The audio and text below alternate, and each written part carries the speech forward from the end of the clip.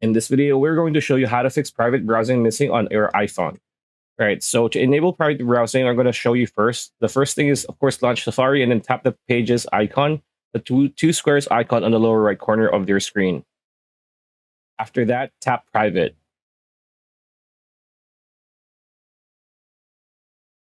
When you enable the private browsing mode, you will notice that Safari appears black instead of white. So that's the normal way to do this. So if you do not see the private icon, here is how you can fix it. Go to Settings and then General and then Restrictions, which will need your passcode. So enter your passcode here and then tap on Websites. And then after, select all websites. So after that, it will be all sorted out. You will be able to see a private browsing feature on your iPhone. And yeah, that's pretty much it. That's a video. Hope you liked it. Like, comment, share, subscribe, ring that bell icon, and we'll see you on the next one.